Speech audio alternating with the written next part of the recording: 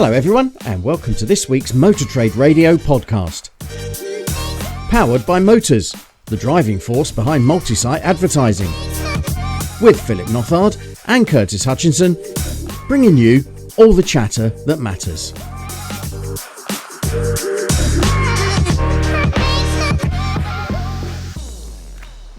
Well, Philip, we've made it through to the last pod of the year. We didn't quite crack 80 episodes. We made it to 79, but last one of the year. I mean, we could try and do something, but it's not worth the stress just before Christmas, is it?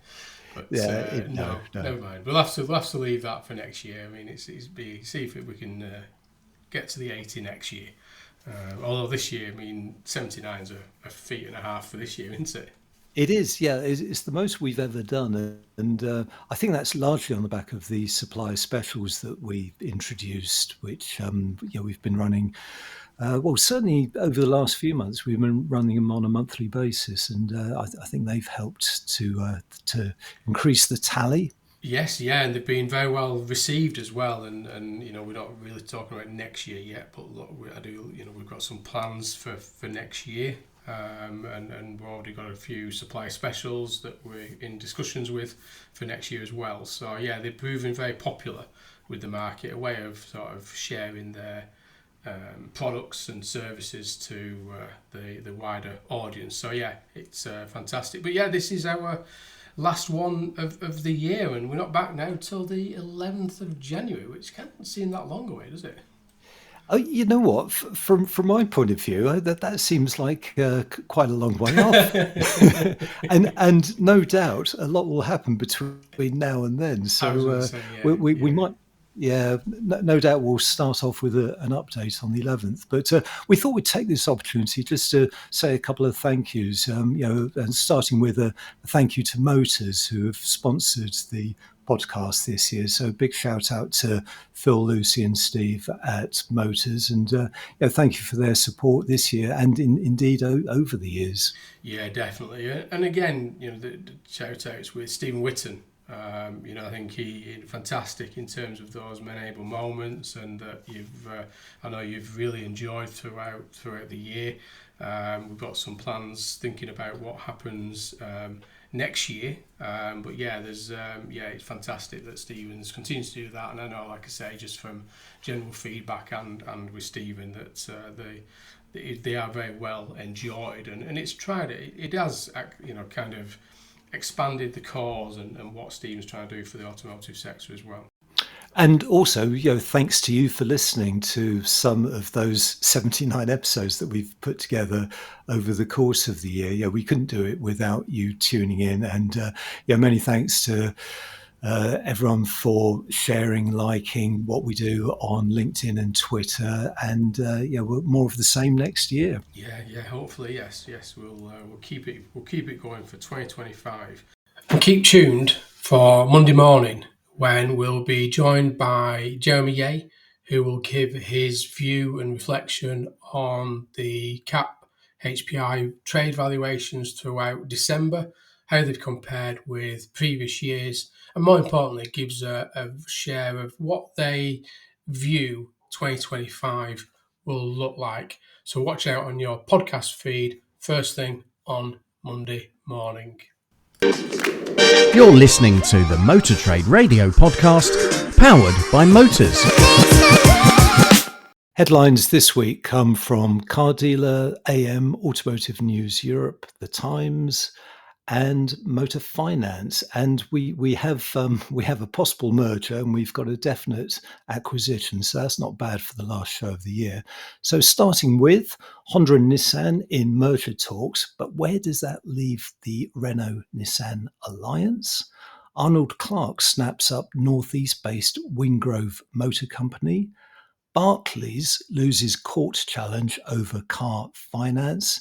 Xpeng to launch UK franchise network in 2025 with up to 20 retailers, and Amazon drives into online car sales in the US. You're listening to all the chatter that matters on the Motor Trade Radio podcast. If you're a supplier and would like us to profile your business, and reach our audience of dealer bosses, managers and decision makers on one of our dedicated supplier specials episodes, get in touch with Curtis and Philip at motortraderadio@yahoo.com. And looking at the headlines, so starting with BBC News, the headline there is Honda and Nissan hold merger talks. So this story actually got a lot of coverage over the course of the week. And the BBC story is great because there's plenty of detail and context in it. So the story itself is Honda and Nissan are understood to have held exploratory talks about a potential merger. And it's largely to help them compete against EV makers, particularly from China. Now, the discussions are very much in early stages, and they do follow on from conversations that the two car makers had certainly earlier in the year, probably back in March time. There's no guarantee that a deal will be agreed, but the BBCs have been monitoring this very closely, and they actually report that back in March, the two car makers agreed to explore a strategic partnership for EVs, which is something we talked about on the podcast. But this is much wider, isn't it, Phil? Yeah, it is. I think this is obviously thinking about where they sit in the market, and to your point, there is an element of the Renault's investment in Nissan, isn't there, and where they sit within this partnership going forward. And obviously this is talking about the potential merger between Japan's number 2 and number 3 car manufacturers, which is obviously talking about very complicated, and for several reasons in this that potential job cuts may come from this, and they're talking about obviously Nissan also likely to be faced with unwinding its alliance with French manufacturer Renault. Although I think from all accounts, Renault's shares had a bit of a bounce, positive bounce on the back of this announcement. Yeah, they did. And as you say, it's not straightforward because of that historic alliance with Renault and Renault's shareholding in Nissan, which we'll talk about in in a minute. But interestingly, within this story, it does actually report that Nissan declined to comment on a Bloomberg report that was circulating over the course of the week that it had actually been approached by Foxconn, who are the Taiwanese-based iPhone maker, about them taking a controlling stake in Nissan. So there's a lot to play out in this one, but the benefits of Nissan and Honda coming together and sharing platforms does make a lot of sense, doesn't it? Yeah, it does. Yeah, and as you say there, they're talking that Nissan's shares rose by 23% in Tokyo on Wednesday. Honda shares fell by 3%, and Mitsubishi jumped almost 20% as well. So you've got all this, intertwined relationships and shareholding between all these manufacturers. But there is the story also in Automotive News Europe. It says that Renault, Nissan's largest shareholder, is said to be open to Honda talks, which goes into a little bit more sort of detail around the broader story, and obviously talk about the challenges that Nissan Honda have faced in China from people like BYD and other competing manufacturers. And I think there was I saw something where somebody did a comparison of product as well, where you look at Honda and Nissan in terms of their sector lineup of vehicles, and they're basically a mirror image of each other to a certain degree. Yeah, very much so. And within this story in Automotive News Europe, it says that Renault Group is actually open to Nissan pursuing these merger talks with Honda, because Renault sees a way to insulate itself from the crisis plaguing its long-term alliance partner. This particular story is quoting people familiar with the situation. So there's some insiders here talking about what's happening behind the scenes. But this does really go back to the time when Carlos Ghosn fell from favour within Nissan, and he was obviously in charge of the whole Nissan, Renault, and Mitsubishi alliance. It was the three brands, and they haven't really rebooted and reset from that time, and this would be a sort of logical outcome to it. But the piece in Automotive News Europe does point out that with a 36% stake, Renault remains Nissan's biggest shareholder, and its approval will be key to any agreement. So without Renault, it's not going to go forward. So this one, lots to play out. It is, yeah. And this was kind of following on, obviously, back in November, wasn't it, where the headlines hit around the challenges and troubles that Nissan were facing. But the final paragraph in here is that Nissan's troubles exploded to the headlines in early November when the company slashed its profit forecast and said it would have to cut 9,000 jobs globally, and that it also announced a 20% cut to global output as consumers turn their backs on the lacklustre lineup, leaving Nissan models gathering dust at dealerships. So a very clear potential result for Nissan, get out of trouble card for Nissan if this does go through and they survive. And obviously Renault, as you said earlier, very much backing this with a 36% share in the business. So very much one that will play out. It's going to be a very interesting one. Yeah, so we've had a possible merger, and we've got a definite acquisition, because heading over to Car Dealer, the headline there is Dealer Group Arnold Clark snaps up 99-year-old Wingrove Motor Group. Now, before we started recording this, we were just saying, if only they'd done it in January and Wingrove could have said they were 100 years old and made it to 100 years old, because it's an incredible story, really. It's a family-owned business, and remained family-owned until selling to Arnold Clark. So the story is that Arnold Clark has completed the acquisition of Wallsend-based Wingrove Motor Company. So that's up in the northeast in Newcastle.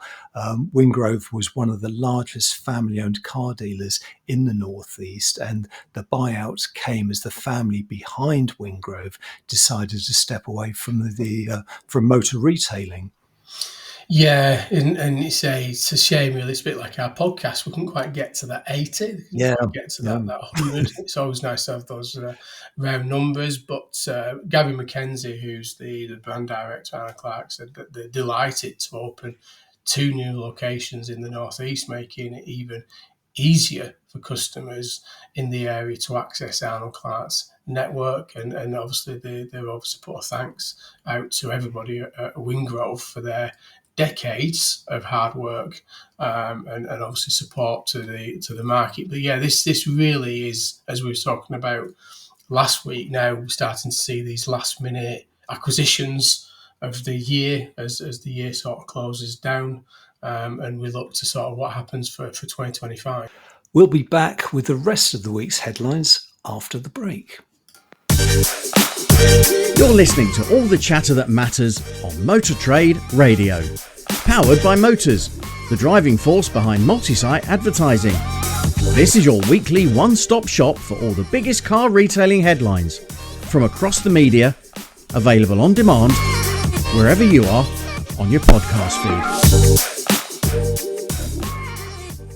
So heading over to the Times, and this is Barclays lose court challenge over car finance. Now, this is that the bank has been ordered by the Financial Ombudsman Service, the FOS, to pay compensation to a customer who claimed she was the victim of mis-selling, and saying that Barclays have lost a court challenge against a ruling by the FOS that opened the door to billions of pounds in compensation claims for the mis-sold car loans. Now, this goes back to the pre-High Court financial disclosure decision. This is more related to the DCA, which is still ongoing in the background there, that obviously started off these initial conversations around the Lloyds Banking Group and Barclays putting provisions in place for these kind of claims. So this is where the bank's being told by the FOS in January that it owed 1,327 in compensation to a lady called Jenna Lewis. She had bought a second-hand Audi in November 2018 from a car dealership, Arnold Clark's, funnily enough, for 19,133 with a 13,333 loan from Barclays. So yeah, this is quite an interesting one, and tangled into all the other stuff we've been talking around with the High Court decision as well. Yeah, and they are kind of linked because Barclays was ordered to pay compensation because the customer who complained in 2021 said that she'd been a victim of mis-selling, was told the dealer she bought the car from had unfairly increased the interest rate on her loan to earn more commission from the bank. The decision, along with similar case against Lloyd's, in fact, that produced a compensation order of £1,147 to one of its customers, was actually the trigger for the Financial Conduct Authority announcing an investigation this year into possible historical car finance mis-selling. So every time we talk about this, we say there's more to come. And I think we're going to be seeing more of these cases as we go through the coming months, certainly in the run-up to the Supreme Court hearing. Yeah, definitely. And I say this is kind of interlinked with that High Court decision that went into sort of common law. But the DCA, the discretionary commission arrangements that started off earlier in the year, still is there in the background, because this is slightly different to what was going on with the High Court judgment on that. So yeah, it's you do feel at the minute there's so much going on as we sort of leave 2024 behind and head into 2025 there, Curtis. Yeah, definitely. So heading over to AM Online for the next story, and the headline is Xpeng to launch UK franchise network in 2025 with up to 20 retailers. Now, this actually follows a story that we were talking about probably just a couple of episodes ago when International Motors announced that they were the UK, they'd been appointed as the UK distributor for Xpeng, the Chinese EV car manufacturer, and that it was due to launch in 2025. Well, we've got more details now, thanks to this story from AM. So the first 20 retailers, the manufacturer is charged with establishing a network by the end of the year. So it's aiming to have 20 retailers by the end of 2025. And the announcement follows Xpeng's partnership with International Motors. And this actually came out in a meeting, a presentation to the National Franchise Dealers Association, where William Brown, Managing Director of International Motors Group and head of Xpeng UK, stressed the importance of strong dealer partners. And he actually said, "We firmly believe that a network of strong dealer partners is critical for delivering a positive brand experience to customers. While some manufacturers have shifted to direct-to-consumer sales models, we remain committed to the traditional dealer model." So a lot more detail there about how Xpeng are going to launch into the UK. Yeah, and I think it'll be welcomed from the dealer network. One, their sort of go-to-market strategy as some of the incumbent OEMs start to do U-turns and still in that, let's say, agency model environment. But clearly, they're a little bit more of a modest acceleration of growth than what we initially spoke to. We shared around BYD, in terms of their speed of dealer network and continue to accelerate. And as Curtis said there, 20 dealers or 20 retailers expected to be in place by the end of 2025. And then a modest further expansion with 40 retailers by the end of 2026 as sales start to accelerate. And I suppose at the same time, they'll start to establish their brand within the UK automotive consumer market and fleet sector as a viable proposition there. So again, welcome news there as we look into sort of 2025, 2026 and where that 2.2 million, vehicle makeup is going to come from, as some of the other OEMs may be challenged with things like the Z mandate and other issues there. So welcome news. I'm sure we'll hear a lot more from Sepang over the coming 12 months. Yeah, definitely. And final story this week from Motor Finance, and you'd be Bit of deja excused vu with for this one. yeah, you'd be excused for thinking that this is an old story, because in some ways it is. So the headline in Motor Finance is Amazon drives into online car sales in US with Hyundai partnership. Now, I certainly remember writing about this probably at least 7, 8, maybe 9 years ago, about Amazon looking at the UK, looking to launch in the UK, having trialed various initiatives in the US. But this is the latest development. And the story within Motor Finance says Amazon has entered the car retailing market with the launch of Amazon Autos, which it describes as an online platform which allows customers to search, order, and purchase new cars directly from dealerships. And the service debuted in 48 cities across the US, and it's in partnership with Hyundai, and is expected to expand further in 2025. No doubt with more Hyundai dealers, but also with other manufacturers. Yeah, I think at the time, I think it was 2016, 2017, wasn't it, as you say there, that I Yeah. think I remember speaking to Motor Finance at the time to get my view on how this would change the market, and with Hyundai's plans with Amazon there. But they do say that unlike platforms such as AutoTrader or Carvana over in the US there, which focuses primarily on used vehicles, Amazon Autos will offer only new models, and that the company promises transparent pricing with no negotiation, ensuring customers pay the total cost, including taxes and fees displayed at checkout.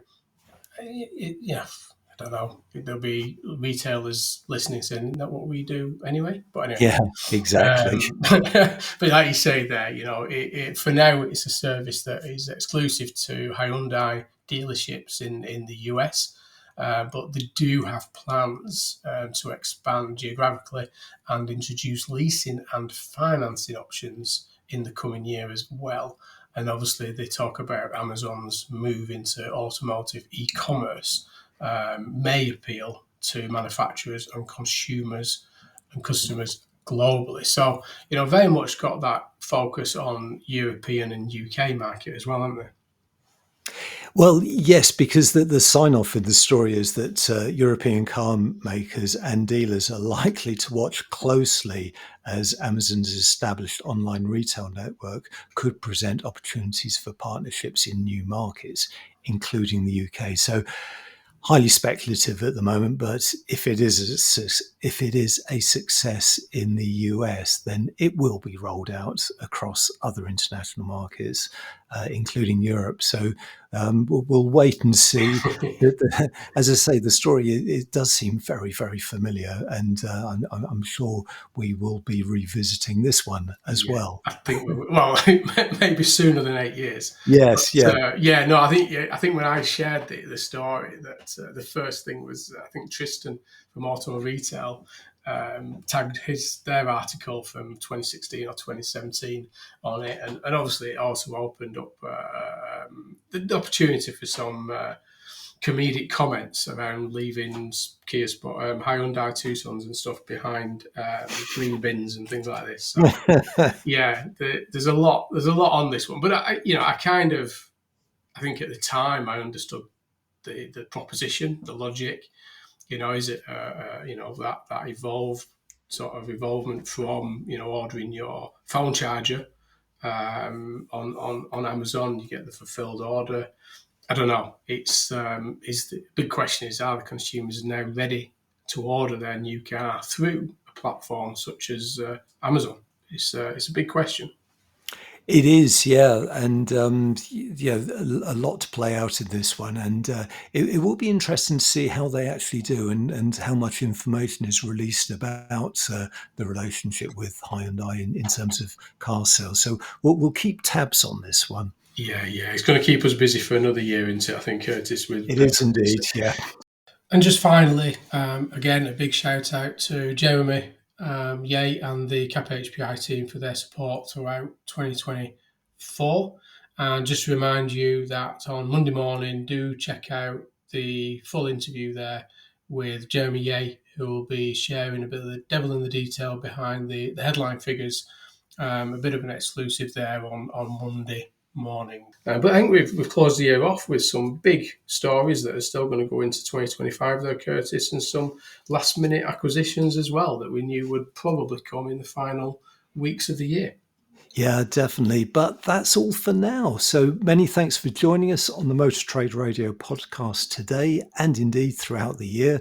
So until next time, it's a Merry Christmas from me. And a Happy New Year from him. Thank you for listening to the Motor Trade Radio podcast, powered by Motors, the driving force behind multi-site advertising. We'll be sharing all the URLs from this week's headlines on Monday morning. To make sure you receive them, just subscribe to the free newsletter on our LinkedIn page. Just search Motor Trade Radio Podcast.